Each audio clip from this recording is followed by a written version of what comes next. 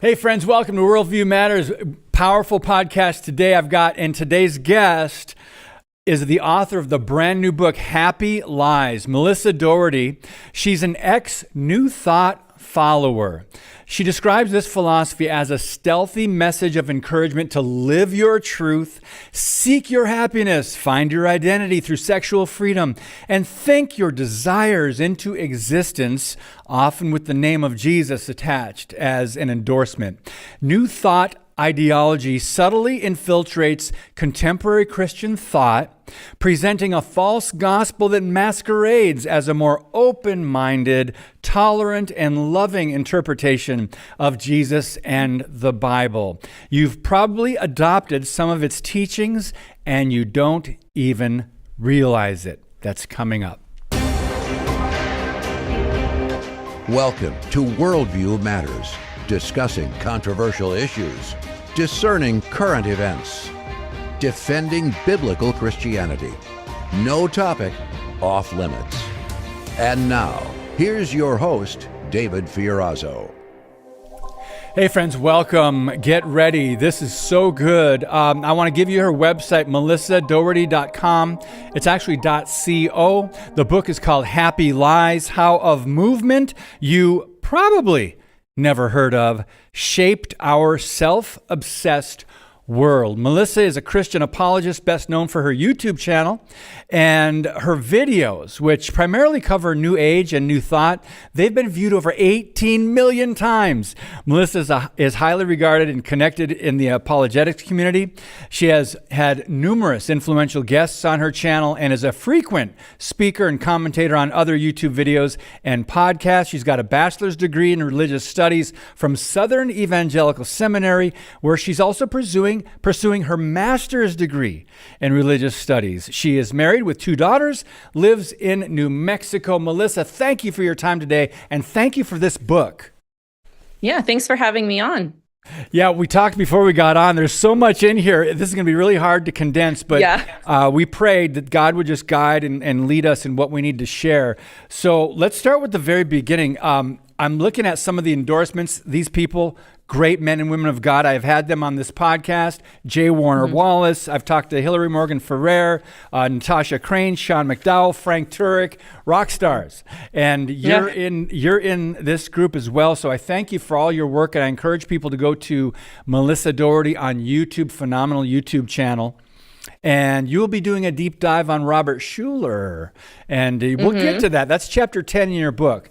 But before we do that, could you clarify what New Thought is and what makes it different from New Age? Sure. Yeah, this is the number one question I'm asked because it shouldn't be confused with New Age. And that was actually the epiphany I had. That was part of the reason why I wrote this book, is that this is actually my spiritual background. I've thought I was an ex-New Ager, but I'm technically an ex-New Thoughter.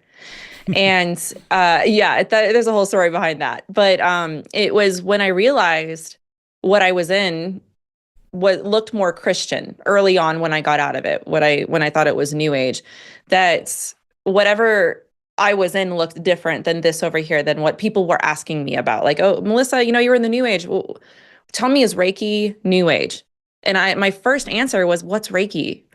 You know what I mean? Like, I understood tarot cards. I never would have thought yoga was New Age.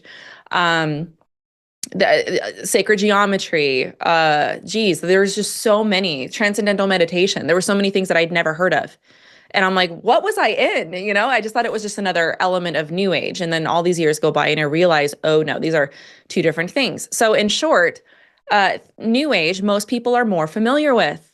New Age is more recognizable, in my opinion, and it's more of an outward kind of, you're doing outward things to work on what's on the inside. So think of tarot cards, psychic mediums, you're doing, believing in karma, yoga, reincarnation, star seeds, light work, the list goes on and on. There's so many there. It's I would say more recognizable in that regard.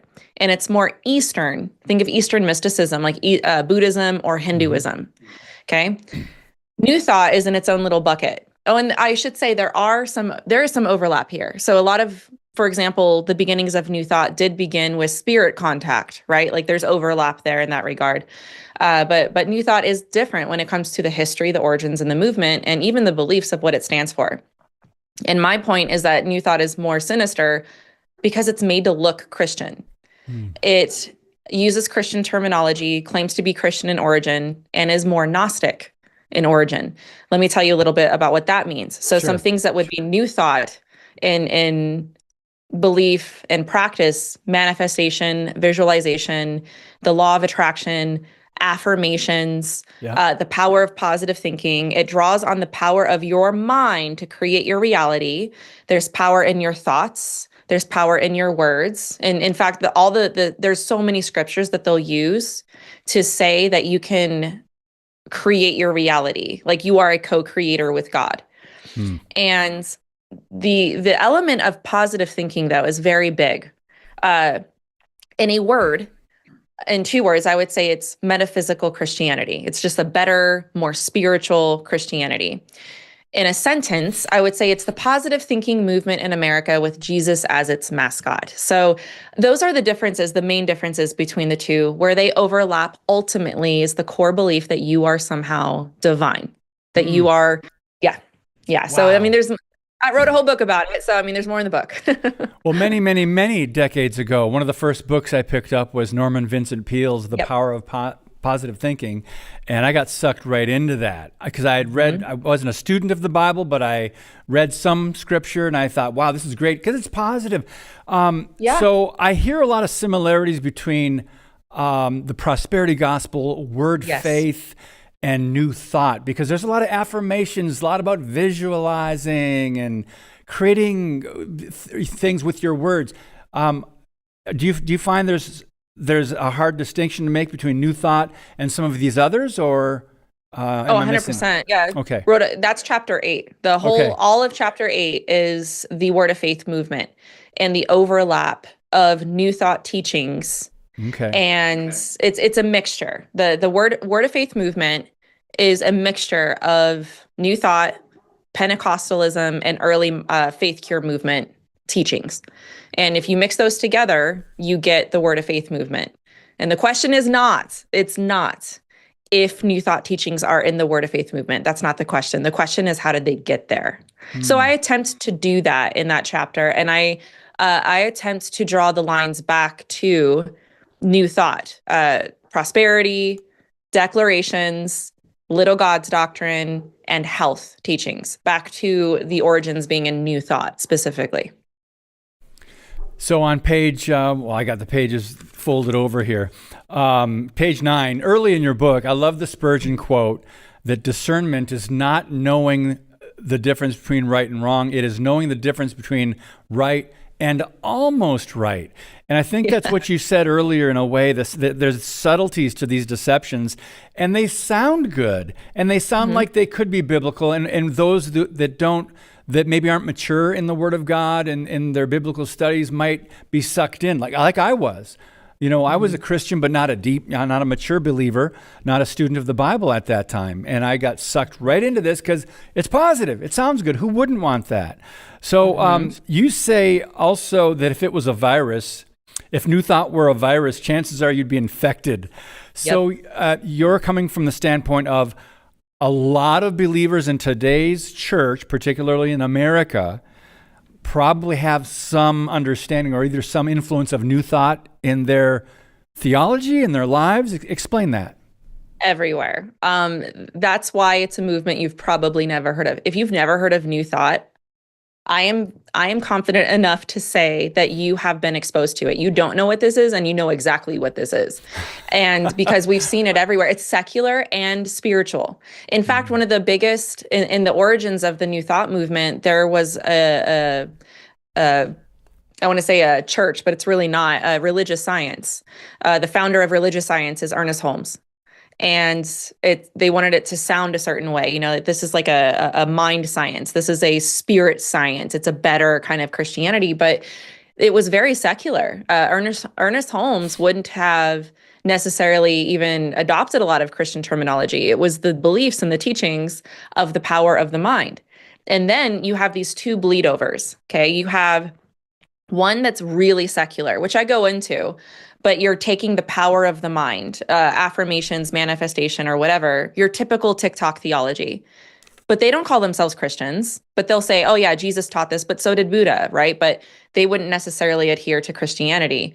In that way, it's all over America. Like you're having these teachings that are on the self-help section in every bookstore that we are attributing power to ourselves, however that looks. And then you have this other long stretch that is 100% in the Christian church. And that's the other part of the book that I go over is where it's at in society and where it's at in the church. So at some point, whether you're Christian or not, you have come face to face, head to head with New Thought teachings without even realizing it. Friends, the book is available on Melissa Dougherty's website, but also 5-star reviews. It's kicking butt on Amazon. You can go check that out there. Happy Lies, How a Movement You Probably Never Heard of Shaped Our Self-Obsessed World. Oh my goodness. And iPhones don't help. The narcissism. No. Let's talk about chapter 2 briefly. New Thought, Old Lies, the roots of today's toxic positivity. I was sharing something I was going through in my life with a Christian brother. And this is a guy that I would say has the gift of encouragement and means well.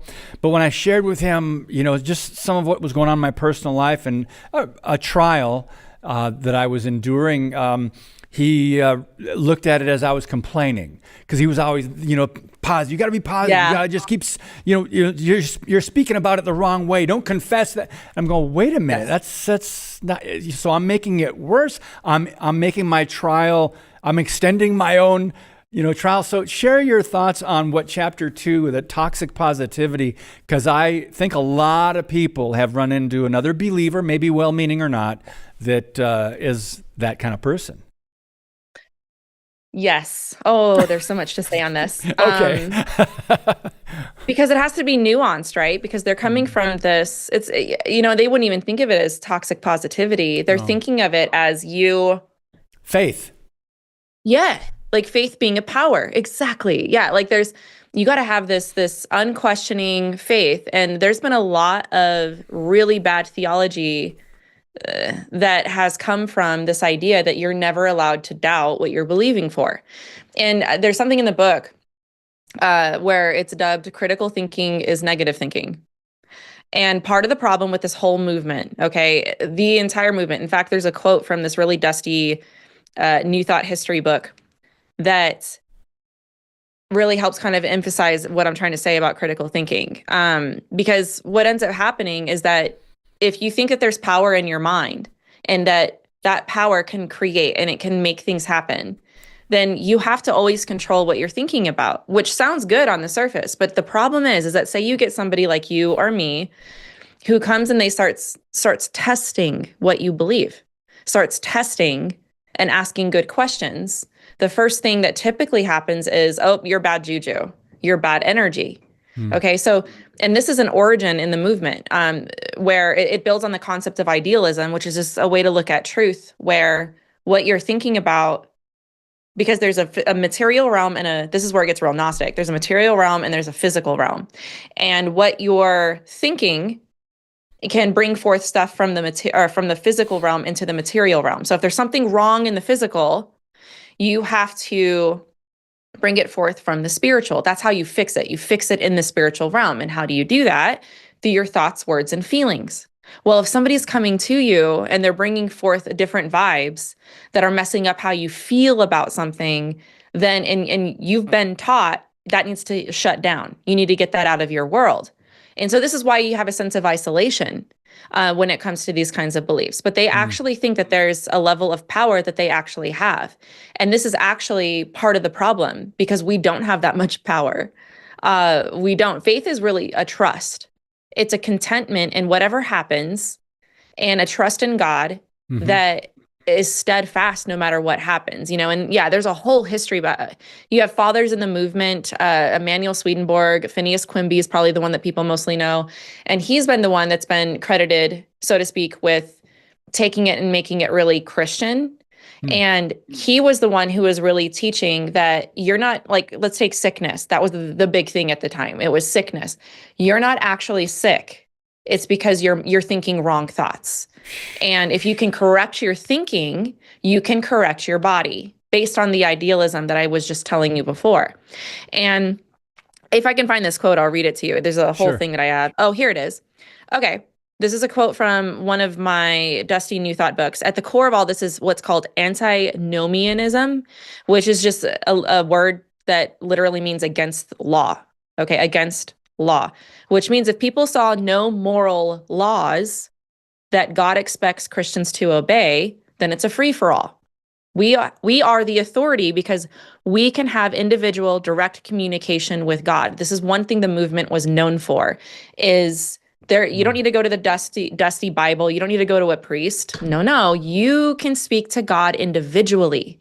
You can have that experience. He can speak to you, okay? This caused a lot of contempt for negative and critical thinking, as this held them back from this personal experience with God. Okay, so that's really where it is. That's part of the core issue. Again, there's more to say on this. It's again a whole chapter on this with the origins, but yeah, that's basically what I would say as far as that goes. Okay, we have to take a brief pause, and there's so many people that you talk about that I want to mention, because I'm very familiar with most of them, and I think a lot of people that are watching and listening are probably familiar with some of these as well. So we'll be right back with Melissa Dougherty, the book Happy Lies on Worldview Matters. Today's show is brought to you by Harbinger's Daily, world news biblically understood. Stay informed at harbingersdaily.com.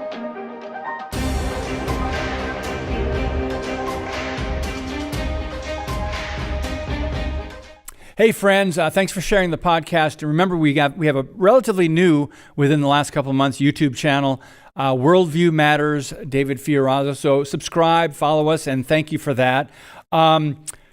Okay, so Melissa, before we get to some of these names, some of these people that I think a lot of our audience would recognize, and then I want to get to Robert Schuller too, but this is going by way too fast. I know. Maybe we'll have to have you back. But you know, you wrote something that you never shared before, and I found that to be very interesting, on identity crisis. And if you could just speak briefly to that under Who or What Am I? You were 13 years old, and tell that story, because the way you set it up, and then you ended by saying, I know because this girl was me. Wow. Me. And if that was today, you probably would have been going down the hormones or surgeries or doing something. Share a little bit about that, please. Yeah, that was a very vulnerable thing to share, because I don't particularly like talking about it. And so I'm like, I've never shared that, right? And so here I am going to put it in a book. But the whole point was, okay, I'm seeing this gender crisis, but it's really an identity crisis. And the problem is that you're talking about New Thought as a movement. I wanted to see the bigger picture of all of this. And it was in reading Carl Trueman's book. I quote him a few times in the chapter, which, by the way, this chapter was way geekier. And I had a few people peer review it, and they're like, bring it on back, Melissa. I was like, it was so geeky, because I wanted to go into like romanticism and transcendentalism and the origins of these movements and how New Thought like developed this inner knowing of identity. And it was just real geeky. So, but it was in reading his book though. I'm reading his book, and this is before I even wanted to write. And I'm thinking to myself, this sounds so familiar. There's so many things he's saying about expressive individualism, about the roots of the sexual identity crisis that we're having, about following your heart, about how the outside of you is secondary to how you feel on the inside. All these things. It's just that the where I would have taken it and where I did take it was that it was beyond a social movement. It was what was on the inside was divine, right? So whatever's inside of you is, it not just comes first. It was that this is God from within informing you of who you actually are. So it puts forth why it might be very difficult to talk with somebody that has an identity crisis going on. And in my case, it wasn't just gender. I hated being a girl. Like, it was not something I wanted to do. So it was more or less, first it was envy. I envied boys. I wanted, I wasn't happy with who I was or content in that. But I also had this spiritual worldview, which I did not understand at the time, to be clear. I did not realize that these were spiritual beliefs called New Thought. I didn't get that at all. What I did know was whatever's in here is truly who I am. And so I'm building on that and how those beliefs helped inform that identity crisis. And by the way, it goes beyond gender. Okay, it went way beyond gender. I remember believing that there were like multi-dimensions and beings that we could interact with that went beyond just the human body. So like this is where the trans species, the otherkin, which are, if people don't know what that is, trans species are people that believe that they identify as different species of animals, right? And then otherkin gets real interesting because that's where you identify as like a fantasy creature. You identify as a being that may not be even known to humanity because what's in here is informing me of my true identity, my true authentic self. And there's so much to say on this, but the beliefs that New Thought brings, and this is why I start the book with relativism, is because you have to mess with what's true. If it's your truth, it goes beyond, it goes beyond just like, oh, this is how I feel. No. This truth, capital T, inside of me is divine, is God, and God must be obeyed. So I'm taking it to this whole other level of it's beyond sexual identity. This is where it disconnects from reality, but that's not how they see it. So, and I bring my story into it, saying that these beliefs did not help.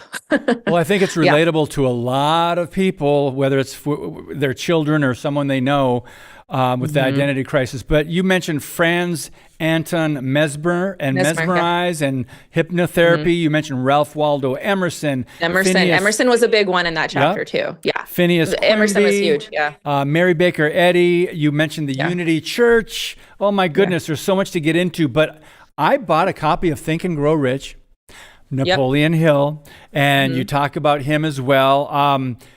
Is that where Christ consciousness came from? No, actually, I had to do a little deep dive on this myself. Napoleon Hill, I actually just did a deep dive on him. You mean Christ consciousness with New Thought? Yes.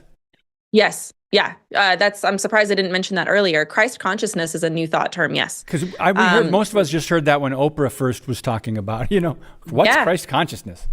I made a deep dive about her because she's not a New Ager. If you want to look at the face of New Thought, look at Oprah Winfrey. She is what she believes because she read New Thought authors. Christ consciousness is probably the most popular metaphysical term I could think of as far as metaphysical Christianity, because there's a metaphysical definition with Christ. We hear that and we think Messiah, anointed one, but they separate Jesus and Christ, where Jesus is a man, a human just like us, and Christ is the dormant inner divinity within humanity that he obtained. He became conscious of it, and so can you. This is also where I am affirmations come from. It's New Thought prayer. You're speaking in the affirmative. You're creating your reality by speaking in the affirmative. And so, Christ consciousness is probably one of the biggest New Thought terms out there. So let's jump to now. We got 4 minutes left. I lived in Southern California for 17 years. I lived in Anaheim for a little bit. 5 minutes from the Crystal Cathedral in Garden Grove. Robert Schuller. Now, friends, if you don't know this history, this is him in part influenced the corporate model for churches, business aspect of churches, the pastors, the CEO, the seeker sensitive, the mega church. He went door to door and asked people in that community, how could I get you to church? What kind of church would you go to? And talk about a recipe for getting away from the Bible, right? So share your thoughts on that. You call it the Schuller secret and the church growth movement you talk about. So huge today. Yeah, the original title to that chapter was The Seeker-Centered Secret. And I differentiate. I actually think there's a difference between like seeker-sensitive and seeker-centered and, whatever. But most people recognize it as seeker-sensitive. And Robert Schuller he is a New Thought pastor. And I think people are surprised to hear that. But I think it emphasizes my point of how stealthy this really was, because Robert Schuller was mentored by Norman Vincent Peale, who was also a New Thought pastor, which again, people are surprised to hear. But again, that's my point. You had the positive thinking, the possibility thinking, and what Robert Schuller was trying to do, in essence, and what I saw is that he made a business model to grow a church. And it really worked. Yep. Yeah, it really worked. And it catered to the non-believer, and it got them through the doors, and they heard a motivational message that gave them great life advice that kept them coming back. And and so there was this, you want to get away from certain traditional things. But here's what's worse. Okay, here's my issue with Schuller and why there's even a chapter about him. Okay. He's a New Thought pastor, okay, who had a very big reach when it came to not just the people that went to his church and who watched him on TV, but he had a direct mentorship relationship with some of the most popular pastors in America who took that model and his methods. And I'm not saying that they agreed necessarily with his beliefs, but they never actually say that. Yeah. They never, I think that they've distanced themselves as far as some of that goes, but they definitely took his methods and took it and made the church into what it is today, the church growth model. It's a business model, and it really does work. Okay, it really does work. But what you win them with, you win them to. And you have to keep doing what you've been doing to keep people in the door. It's like the front doors are just as big as the back doors. And I'm talking about that topic head on because the question that I'm asking, the number one question is this biblical?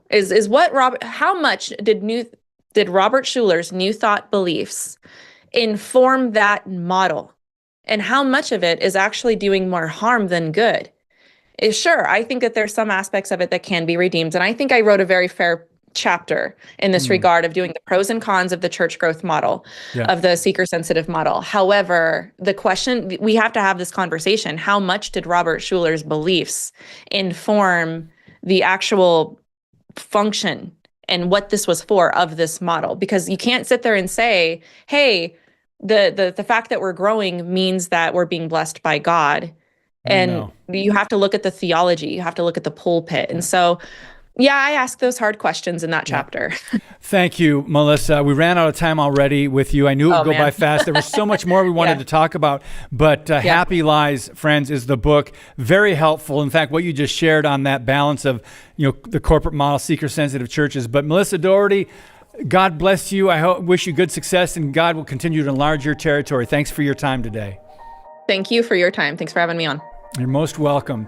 Friends, get the book, Happy Lies. You'll learn a lot, and you'll probably go, whoa, that's what I was thinking, or that's what I think, whatever. Praise God. It's just, these go by very, very fast, but hopefully they're helpful to the body of Christ. God bless you, and as always, keep speaking the truth about things that matter.